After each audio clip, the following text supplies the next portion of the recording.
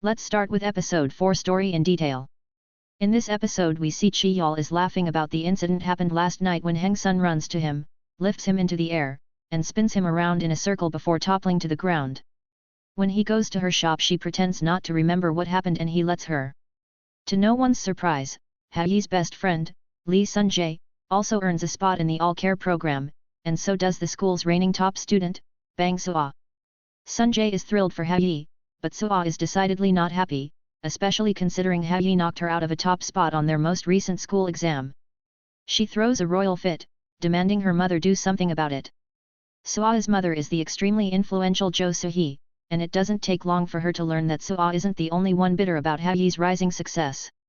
A student named Lee Young-min didn't make the cut, and his mother turns to Soo-hee in hopes of at least getting him the chance to study with the students who did get in. Additionally, Sun-jae's mother, lawyer Jang Seo-jin, is furious that Sun-jae has friends and interests outside of studying. Not only is she suffocating Sun-jae, but her marriage is strained and she has a mysterious other son who doesn't talk or interact with anyone. At least, not openly. Seo-jin and Soo-hee are on a fast track to mortal enmity, but their mutual itch to get Haeye out of the program unites them. Suddenly, the Hague-1 has an unwritten rule that all care program participants must be enrolled in classes with all of the program's instructors to qualify, making Haeye's acceptance nullify. Young-min gets her spot, and proceeds to get himself thrown out of Chi-yeol's class for being blatantly rude and disrespectful. Chi-yeol, incensed, threatens to withdraw from the program himself, but can't bring himself to jeopardize the other students' futures just to make a point. Continuing classes, however, plunges him into a brutal bout of cognitive dissonance that makes him fear he's losing his mind.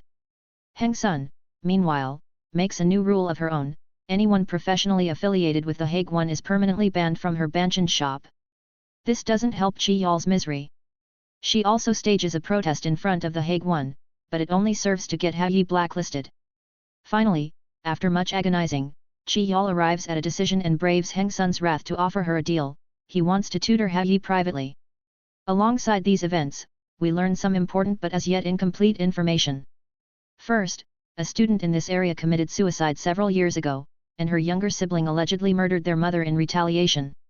The sibling was acquitted, and no one knows what really happened, but the details seem a bit too similar for this not to be the student from Chi-yeol's traumatic past.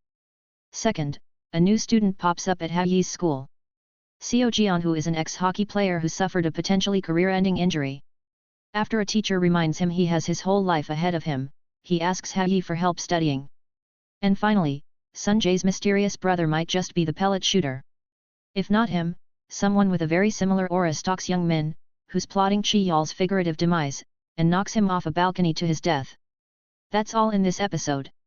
Please subscribe to this channel if you liked the video. Thanks for watching.